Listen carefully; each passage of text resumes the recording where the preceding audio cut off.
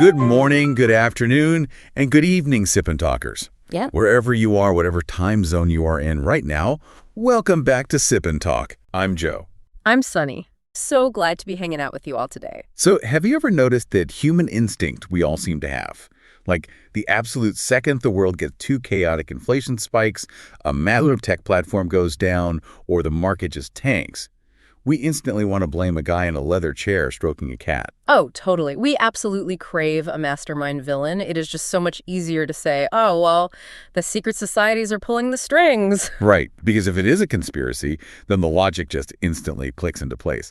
But honestly, it makes me think of Hannah Arendt and her whole concept of the banality of evil. Yes, exactly. That is such a crucial concept. I mean, she essentially pointed out that the most massive world-altering damage usually does not come from an evil genius in a cape.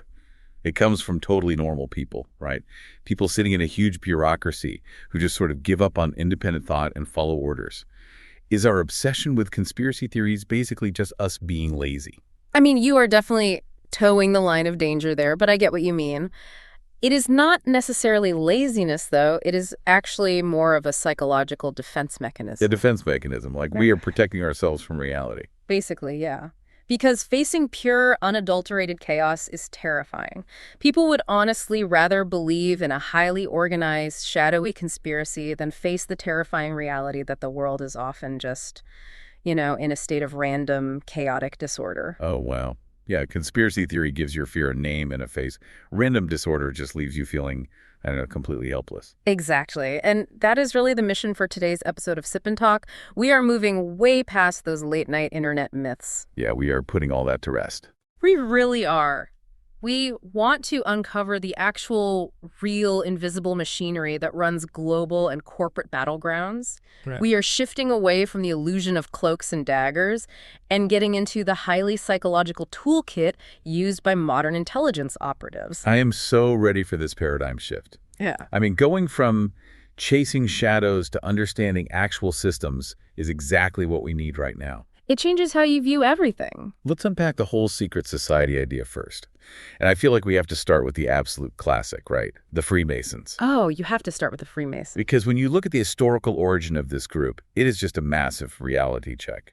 It honestly has absolutely nothing to do with global domination. Not even a little bit. I mean, the Freemasons literally started back in the Middle Ages as actual physical guilds for stonemasons. Wait, so they were literally just guys cutting rocks? Literally. They were the guys physically building those massive grand cathedrals all across Europe. But, eventually, the era of building those giant cathedrals kind of wound down. Right, the market dried up. Exactly. So you had these guilds left over, and they had this incredible amount of geometric knowledge and a really highly organized structure. So they had to pivot.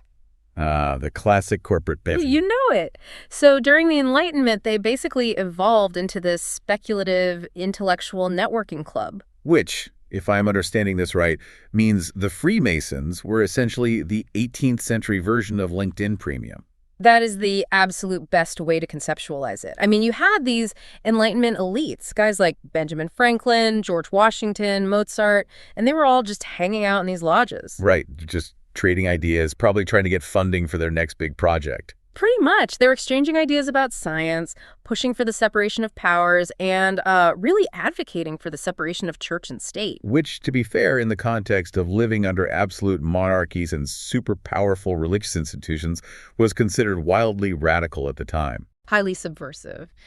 And simply because they were advocating for democracy and, rational thought, the authorities actively smeared them. The power structures felt threatened by that independent thinking, so they painted the lodges as this sinister, devil-worshipping cabal.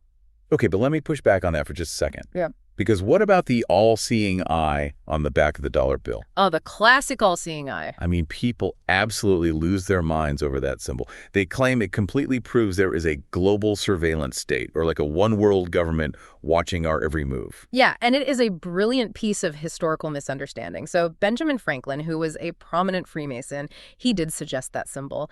But you have to look at it in the context of the Enlightenment. Right, the Age of Reason. Exactly. It actually represented rational oversight, the light of reason piercing through the darkness of ignorance.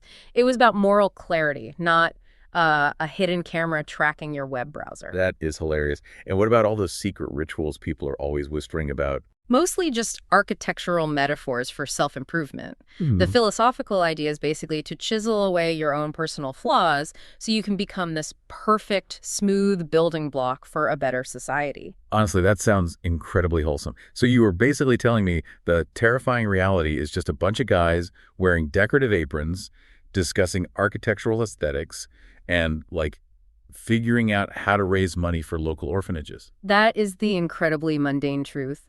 Honestly, the biggest existential threat to Freemasons today is not being exposed by some rogue journalist. Their biggest crisis is an aging membership. Wow, really? Yeah. If you walk into a lodge today, it is mostly just older guys who want a quiet place to hang out, maybe play some chess, and organize charity pancake breakfasts. Okay, well, I can officially let go of the Freemason supervillain theory. But let's pivot over to the financial world because, let's be real, that is where the real puppet master theories live and breathe. Oh, absolutely. That is where people really get fired up. I am talking about the Rothschild family. The reigning legend out there is that they hold, like, hundreds of trillions of dollars in secret wealth and can just casually start global wars to turn a profit. It is a textbook example of how a singular historical turning point gets totally twisted by rumor into this massive, multi-generational conspiracy. You were talking about the Battle of Waterloo, right? Nathan Rothschild. That is the prime example, yeah. Because the famous story is that he used this totally secret network of spies and, like, carrier pigeons to find out the British won the battle before anyone else in London knew. Right, that is the legend. And then, supposedly, he intentionally spread fake news in the markets that the British had actually lost. So it causes massive panic, everyone dumps their bonds, and he swoops in, buys them for pennies on the dollar, and becomes the master of the financial universe overnight. It makes for a fantastic movie script, I will give you that. But the historical records completely dismantle the fake news element. I mean, did he have incredibly fast intelligence networks? Yes. He had fast boats, he had couriers. So he did know before the government knew. He did. He absolutely had an information advantage. But he did not spread fake news to crash the market. The logic doesn't even hold up because he was actually the British government's biggest creditor at the time. Oh, well, that completely changes the incentive. Totally. A stable, victorious market was vastly more beneficial to his existing wealth than a collapsed, panicked one. So the whole narrative of a financial cabal crashing markets on purpose is just a myth layered over a guy who simply had, well, better logistics than everyone else. Exactly. It is logistics, not a cabal.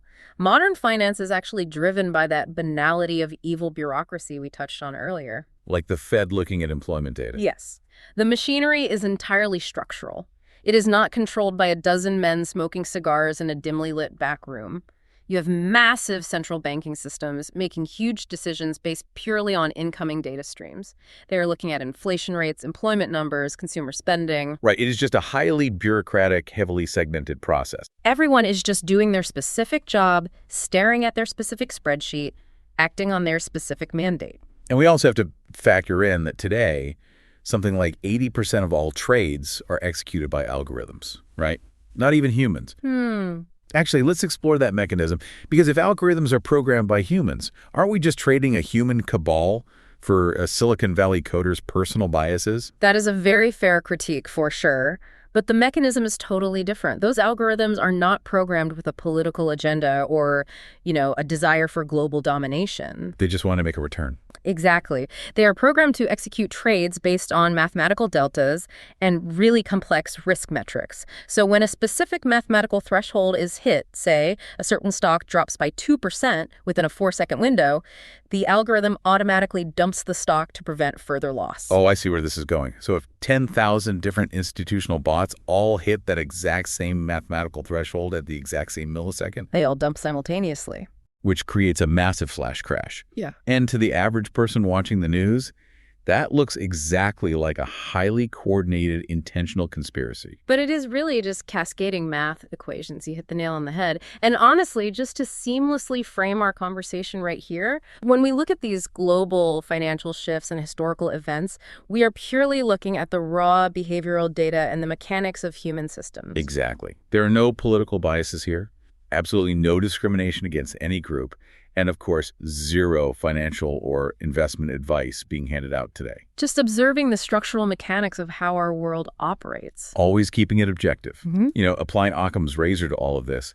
The simplest explanation is usually the right one. And paradoxically, it is almost comforting to imagine a secret cabal is in control. Right, because if they aren't pulling the levers, it means nobody is driving the bus. Exactly. We are all just at the mercy of these massive faceless systems. But if it is not a shadowy cabal, what actually pulls the strings in this world? Like, what makes the gears turn? What pulls the strings is human nature. It always, always comes down to desire, vulnerability, and the people professionally trained to exploit those exact traits. So, intelligence officers. Yes. If you want to find the real shadow operatives, you don't look for billionaires in cloaks. You look at actual spies. And I feel like we need to completely dismantle the Hollywood spy myth right out of the gate. Because I just watched an action movie the other day, and if real spies operated like that, driving flaming sports cars through crowded plazas, wearing perfectly tailored tuxedos to high-stakes poker games, using exploding laser pens, their mortality rate would be higher than a food delivery driver in a thunderstorm. Oh, 100%. The James Bond fantasy is incredibly entertaining, but it is purely fiction. Real spies, who are known as case officers, they do not want to be noticed. Right, blending in is the whole point. Exactly. A much better analogy is to think of them like a structural engineer. They are quietly walking through a building, gently tapping on the load-bearing walls, just listening for the hollow sound that tells them exactly where the weak beam is. That is such a creepy visual, but it makes total sense. The ultimate goal of a successful intelligence officer is maintaining a strictly low profile. If you notice them sipping a martini at the coffee shop, they have catastrophically failed. Because their real job isn't physical combat or, cinematic car chases. It is psychological erosion. They are hunters, but they are hunting human vulnerabilities. Their primary objective in the field is recruitment. They want to turn people to their side. And to accomplish that, intelligence agencies rely on a very specific, time-tested framework to break down human loyalty. You are talking about the M.I.C.E. framework. That is pronounced mice. For the Sip&Talkers taking notes right now. It outlines the 4 universal keys to breaking human loyalty. Let's translate this into the modern corporate and tech workplace because, honestly, this happens in Silicon Valley boardrooms just as much as it happens in foreign embassies. Oh, absolutely. It is everywhere. Let's start with the first letter. M is for money. Money is usually the most straightforward, but the mechanism is still deeply misunderstood by the public. It is almost never a guy sliding a briefcase with $10 million across a table in a parking garage. Right. It is vastly more subtle than that. Like, it could be an employee who is quietly drowning in credit card debt. Yes. Or maybe they have a hidden gambling problem that is just eating them alive. Or let's look at the tech sector. It could simply be a wildly inflated sign-on bonus from a rival firm. You drop a massive life-changing number on the table, and it just completely scrambles a person's rational thought process and their company loyalty. It fundamentally changes their incentive structure literally overnight. Now, the second letter is I for ideology. This one is notoriously the hardest to break, and critically, it is the hardest to trace. Because you cannot buy it. You can't just throw money at an ideologue. Think of the famous Cambridge Five during the Cold War. That is the perfect example. Right. These were highly educated, incredibly privileged British elites who betrayed the UK, and they didn't do it for a payday. They did it because they looked at the systemic inequality of their time and genuinely believed in a completely different political and economic system. When someone is driven by ideology, they feel morally justified in their betrayal. They don't think they're doing something wrong. They think they are saving the world. Which makes them incredibly dangerous and totally immune to standard financial bribes. Exactly. Moving on, the C stands for compromise. The classic blackmail scenario. A hidden soft spot. Yes, but again, think subtle. It could be an affair, a hidden criminal record from their youth, or maybe a massive financial mess they are desperately trying to cover up before an audit hits. Right, because in the business world, your hidden vulnerabilities dictate your fate far more than your strengths ever will. 100%. If an operative, or honestly just a vicious corporate rival, finds that one thing you desperately do not want exposed to your spouse or your shareholders, they own you. That brings us to the final letter, E for ego. And honestly, looking at human behavior, this might be the most dangerous and easily manipulated one of the entire framework. Ego is an incredibly combustible fuel. It usually manifests in the workplace as the feeling of being an unappreciated genius. Oh, we all know that guy. Right. So an operative will do their reconnaissance, identify someone who feels consistently overlooked for a promotion, and they will simply approach them and say, hey, your current boss doesn't understand your brilliance. They're holding you back, but we see your potential. You belong with us. Let me stop you right there, because exploiting ego sounds exactly like what a toxic tech recruiter does. Or honestly, even a high-level pickup artist. Oh my gosh, yes. That is a phenomenal analogy. I mean, they aren't offering anything tangible. They aren't necessarily offering a better product or a safer environment. They are just applying pure emotional value to hack someone's loyalty. They find that emotional void, that insecurity, and they just pour validation into it. The psychological mechanism is literally identical. You aren't holding a gun to their head, forcing them to hand over corporate secrets or switch teams. You are making them want to do it because it intensely validates their self-worth. They feel like they are finally being recognized. So how do we actually see this framework playing out on a macro level today? Especially when we look at the tech sector and these massive interconnected global supply chains in 2026. To understand the modern corporate battlefield, we really have to look at the immense power of information asymmetry. Let me give you a great historical example that perfectly illustrates the mechanism. Okay, hit me. So, back in the 1960s, the West German Chancellor Willy Brandt had a close, trusted personal assistant who turned out to be an East German spy. Wait, but the goal of planting someone that close wasn't just to steal top-secret nuclear blueprints, right? Like, it wasn't a smash and grab. No, and that is the absolutely brilliant part of the operation. The spy was planted there to measure the Chancellor's psychological boundaries, to understand exactly how he thought. Wow, so like what stressed him out? Exactly. When a crisis hit, who did he actually listen to? What were his personal blind spots? If you know exactly how your opponent makes decisions under pressure, you can predict their every move. That level of psychological insight is invaluable. And if we fast forward that concept to today's tech wars, and you can read deep analysis on this from places like the NYT or the Wall Street Journal spies and corporate espionage teams, are constantly trying to infiltrate global supply chains. But they aren't necessarily hacking mainframes in dark rooms with green code scrolling down the screen. Not at all. The modern approach is vastly more elegant and way more subtle. They are looking for the path of least resistance. I mean, why target the heavily guarded CEO when you can find that one mid-level procurement manager at a critical tech node? Right, the guy who actually signs the purchase orders. Yeah. Exactly. They analyze that manager. Does he have gambling debt? Is he furious that he didn't get his bonus this quarter? They apply the framework to compromise that specific person just enough to subtly influence him to choose a vulnerable shadow company as a microchip supplier instead of the secure vendor. Which means, if a corporation wants to survive in 2026, a strategy of aggressive de-risking is absolutely essential. You have to build robust corporate defense, basically instituting anti-espionage protocols for the everyday workplace. And that actually starts with psychological safety. Psychological safety is your absolute best structural defense against the ego attack. If your company treats employees like replaceable cogs in a massive machine, you are practically begging for them to be recruited by a rival. Because they have no loyalty, they feel no ownership. Right. But if you make them feel like architects, if their personal achievement and ideas are deeply tied to the company's success, they become fiercely protective of the building. The cost to flip them becomes astronomically high. That makes total sense. And the second layer of defense has to be compartmentalization. You have to actively limit the blast radius. Like, think about your own Slack channels or Jira boards right now. Does every single employee need access to the core repository? Exactly, because as a baseline security measure, you have to assume that eventually someone might be compromised by money or blackmail. Human nature is fallible. Compartmentalization ensures that no single person holds all the keys to the kingdom. You isolate the critical assets, the vital code bases, so a single human breach doesn't take down the entire global network. Yes, but a strong defense isn't enough, is it? You can't just sit in a fortress and hope nobody breaches the walls. You need corporate offense, which translates to strategic reconnaissance. You absolutely cannot wait for the quarterly financial report to see what your competitor is doing. By then, the market has moved, and it is ancient history. You need to be actively tracking early indicators.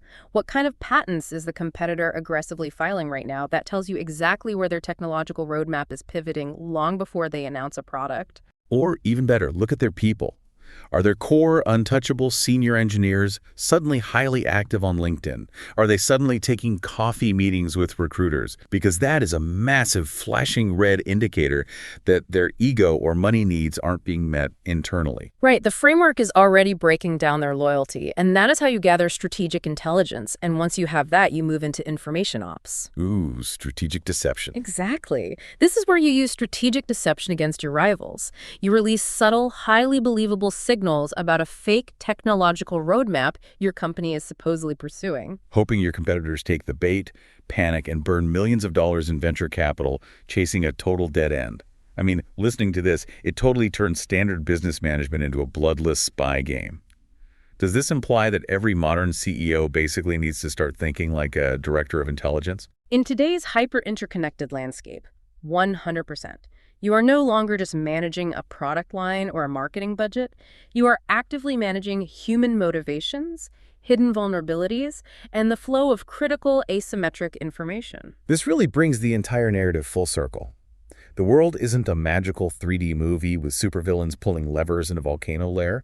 It is not the Freemasons or a shadowy financial cabal. No, the actual gears that turn the world are simple, universal human desires and vulnerabilities, operating within massive, incredibly complex systems. And the ultimate currency in those systems is information asymmetry. The true power simply lies in the phrase, I know what you don't know. Whether it is a historical guild protecting the geometry of cathedrals, an algorithm predicting a market drop milliseconds before it happens, or a modern company protecting its supply chain vulnerabilities from corporate rivals. Which fundamentally redefines what it means to be a hero in this modern environment. In a system that is literally designed from the ground up to exploit your psychological vulnerabilities, real heroism is maintaining your independent thought. It is the conscious daily choice of refusing to be recruited. When you understand how the gears work, when you see the mechanisms of manipulation clearly, you stop being just a cog in the machine. You become the observer who can actually navigate the complex system without being consumed by it. So Sip and Talkers, I want to leave you with a provocative thought to mull over as you go about your day. Take a hard, honest look at your own life or your current workplace environment. If a highly trained corporate rival were aiming that framework at you right now, which of those 4 letters is your weakest link? Is it money, ideology, compromise, or ego? That is a tough, uncomfortable question to ask yourself, but identifying your own hidden vulnerabilities is the absolute very first step in securing them. It really is. Thank you all for spending your time and expanding your minds with us today. Please remember to subscribe to the Sip and Talk podcast so you never miss a conversation. And a huge, energetic shout out to our good friend Mickey. Make sure you head over to his YouTube channel, Mickey to Life, to catch his highly entertaining latest travel vlog. He always puts out incredible content. Thanks for joining us, everyone. Until next time, stay sharp, protect your weak links, and keep thinking for yourself. Goodbye.